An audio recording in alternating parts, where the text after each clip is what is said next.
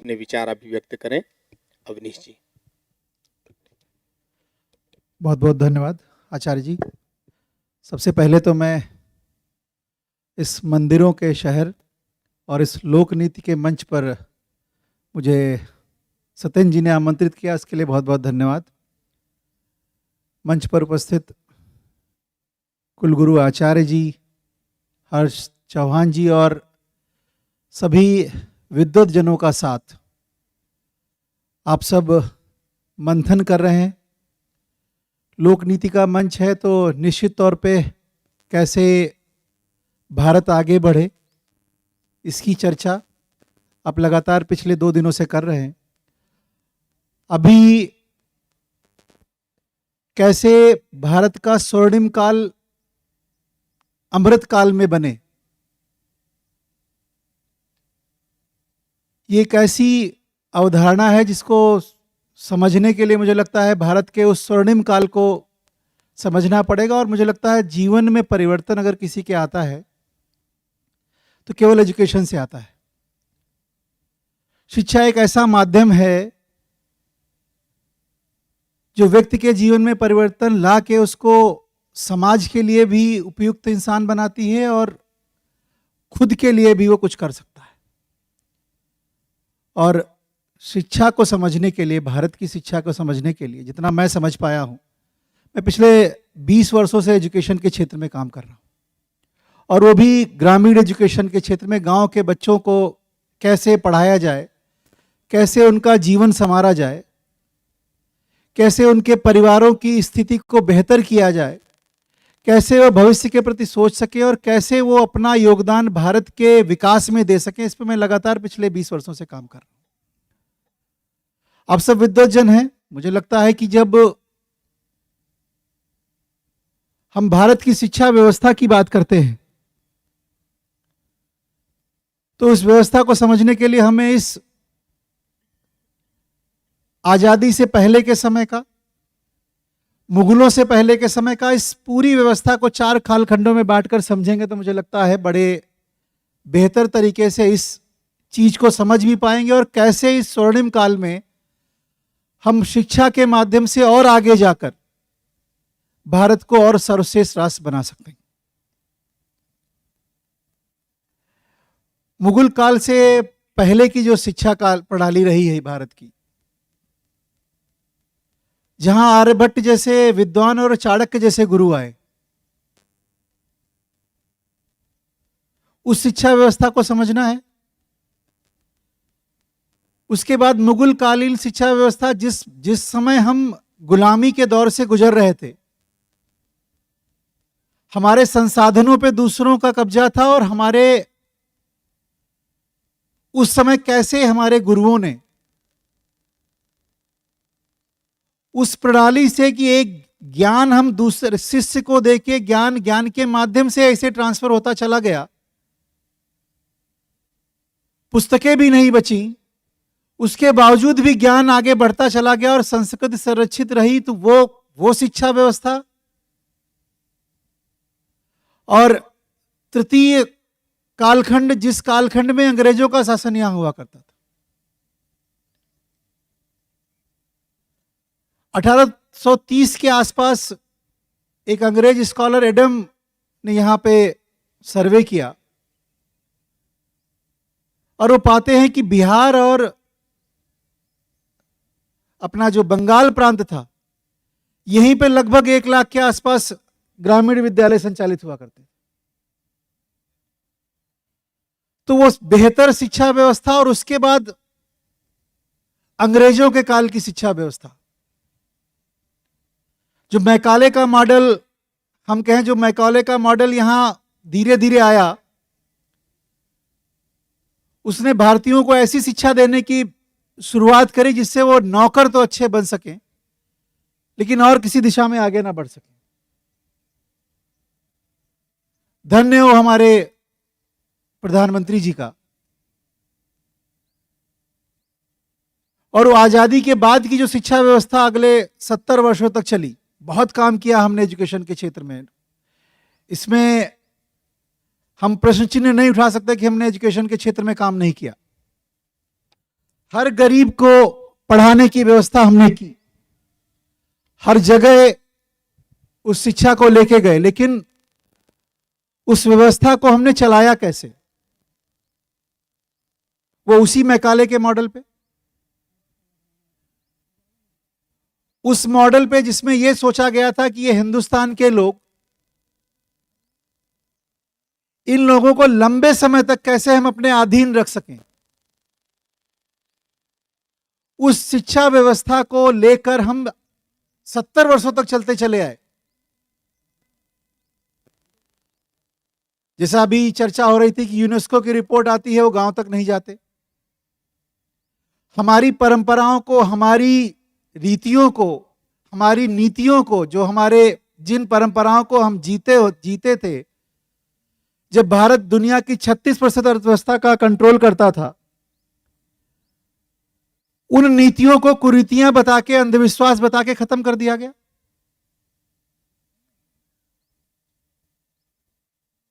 राष्ट्रीय शिक्षा नीति 2020 के बारे में मैं चर्चा जरूर करना चाहूंगा इस मंच पे। कैसे कैसे, सबसे पहली बात तो यह है कि जब प्रधानमंत्री मोदी जी पिछले 8-9 वर्षों से जिस तरह से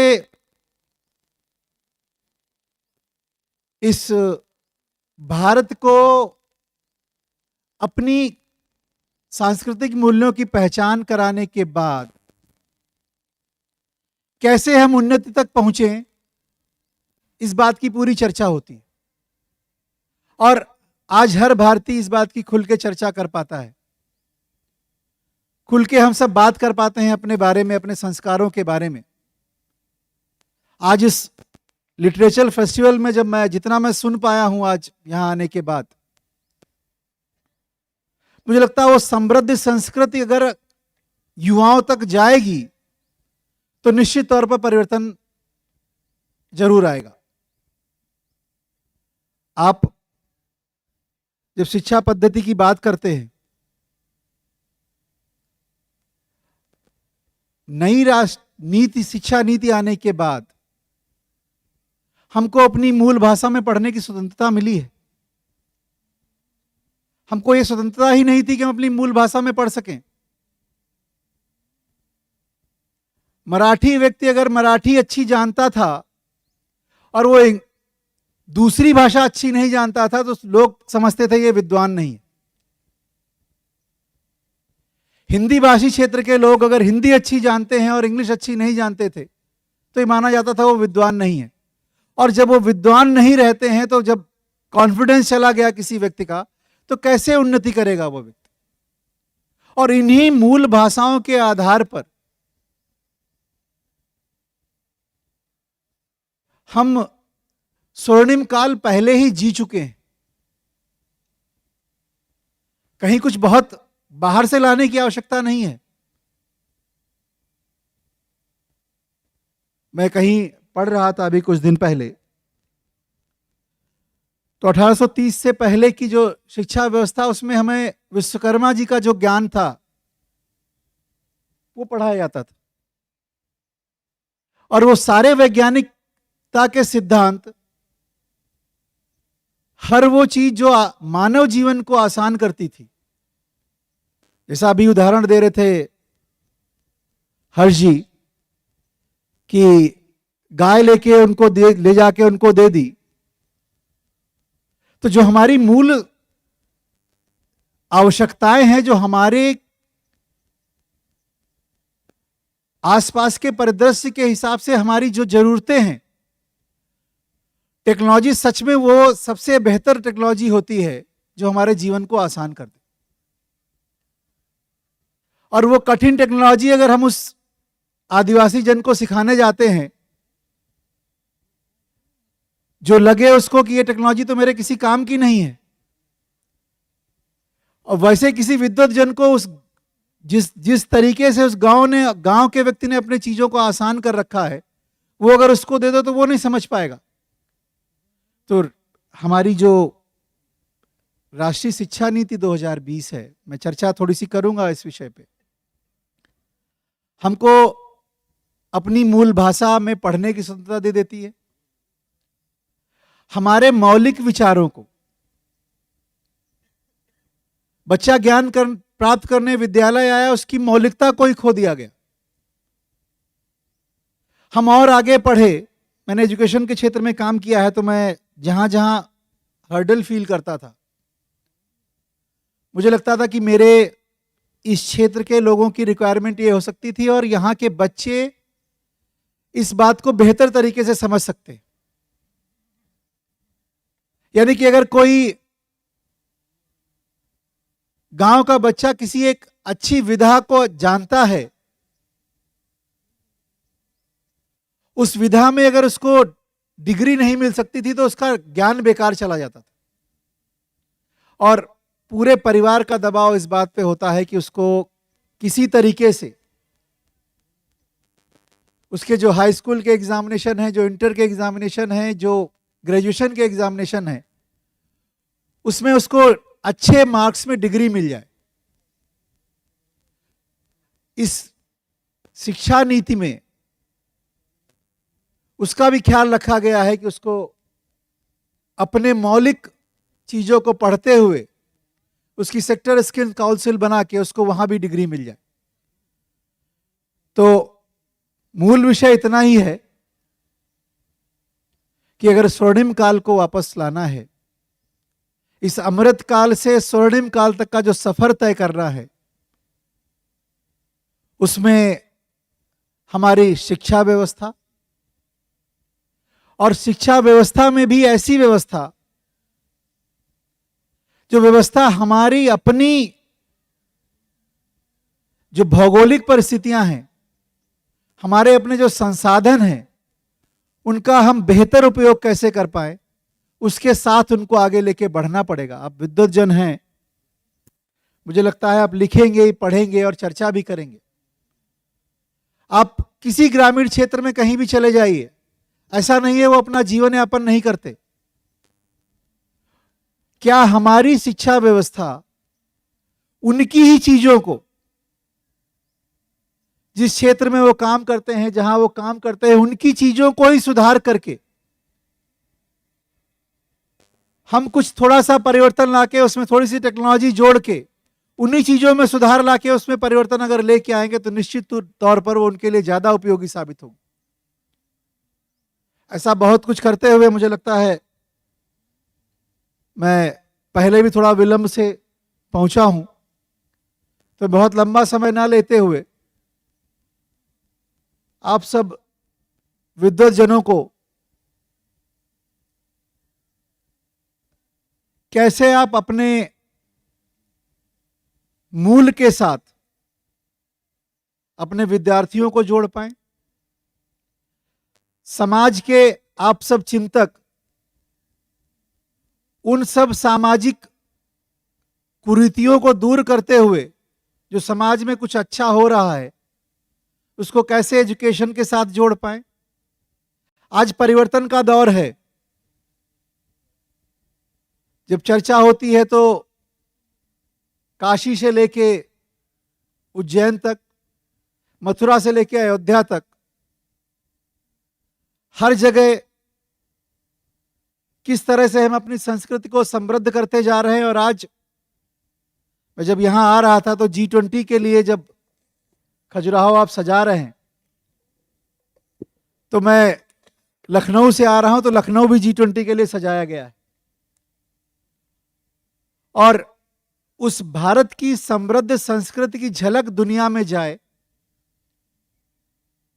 और ऐसे मंच, जिन मंचों पे भारत की समृद्ध संस्कृति की चर्चा हो,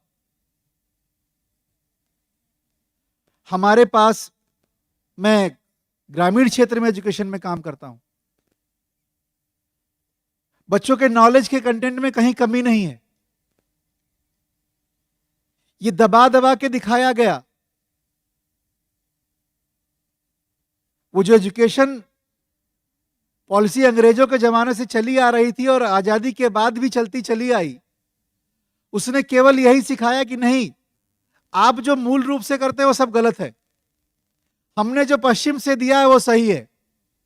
लेकिन जब हमने शोध करनी प्रारंभ करी, हमने जब अपने ज्ञान को उनके ज्ञान से कंपेयर करना शुरू किया, तो हम जब उन्होंने ये पाया कि हमारा ज्ञान उनसे उत्तम है, हमारी हर बात उनसे उत्तम है, हमारे जीवन जीने का हर तरीका उनसे उत्तम है, उसके बाद आज भारत प्रभावशाली तरीके से अपनी बात को आगे रख पा रहा है। आप सबका मैं धन्यवाद व्यक्त करता हूं, आभार व्यक्त करता हूं कि आप सब चर्चा कर रहे हैं। निश्चित ही अगर हम सब मिलकर जो हमारी नई पॉलिसी है, राष्ट्रीय शिक्षा नीति है, इसके इम्प्लीमेंटेशन में हम सब भागीदार हो जाएं, हमें अपने विषय चुनने की स्वतंत्रता है, हमें अपनी भाषा चुनने की स्वतंत्रता है, हमें अपनी रुचि के हिसाब से अपना कैरियर चुनने की स्वतंत्रता है। तो जब इन सब स्वतंत्रताओं को लेकर हम आगे बढ़ेंगे तो निश्चित भारत अपने स्वर्णिम काल में प्रवेश करेगा। आप सबका बहुत बहुत धन्यवाद, बहुत बहुत आभार।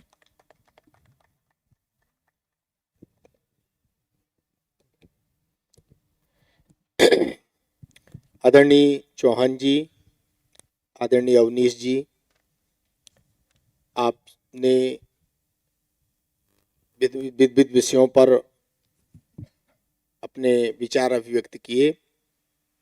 आपको मंच की ओर से बहुत बहुत साधुवाद।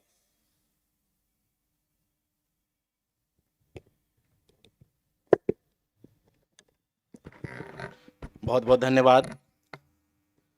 अभी इस सेशन को हम लोग इस बात से भी समझ सकते हैं कि कितना महत्वपूर्ण था ये कि आप विद्वज्जन, जैसा कि अभी हमारे आज के मुख्य वक्ता आदरणीय हर्षी चौहान भाई साहब जिन्होंने बताया इतना कुछ कि हमें अपने अतीत का गौरव और वर्तमान का सटीक ज्ञान और भविष्य के सपने, ये हमारे शायद आधार हैं कुछ भी सीखने के लिए।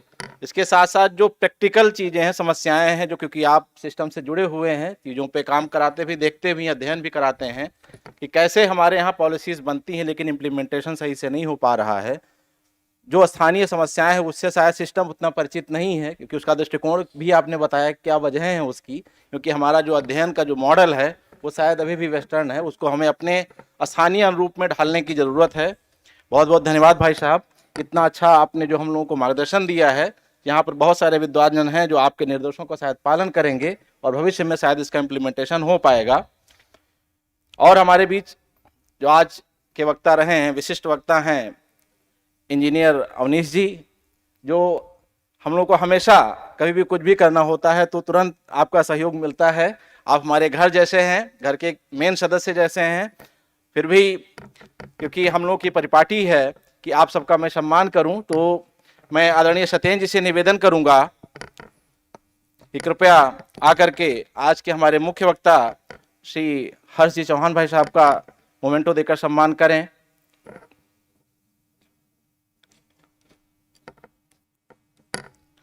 भाई साहब बहुत बहुत धन्यवाद।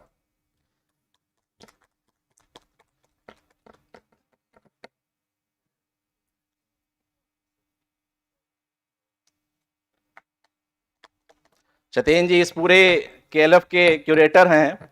आपने इतने अच्छे ढंग से सारी चीज़ों को ऑर्गेनाइज किया। आप पे कई बार बहुत सारा प्रेशर भी आता है, जो विसंगतियां होती हैं। इसके बाद मैं निवेदन करूंगा सत्येंद्र जी से ही कि इंजीनियर अवनीश जी का सम्मान करेंगे मुख्य वक्ता। इसके बाद दयानिधि जी से निवेदन करूंगा कि आज इस सेशन की अध्यक्षता कर रहे, शेयर कर रहे आदरणीय प्रोफेसर राजकुमार जी का जो कुलपति हैं रीवा विश्वविद्यालय, उनका मोमेंटो देकर सम्मान करेंगे। सर बहुत बहुत धन्यवाद। आपने भी जिस तरीके से अपना उद्बोधन दिया हम लोगों के लिए बहुत ही वो प्रेरणाकारक है। बहुत बहुत धन्यवाद भाई साहब, आप सभी का बहुत बहुत धन्यवाद। एक ग्रुप फोटो हो जाएगी तो अच्छा रहेगा प्लीज।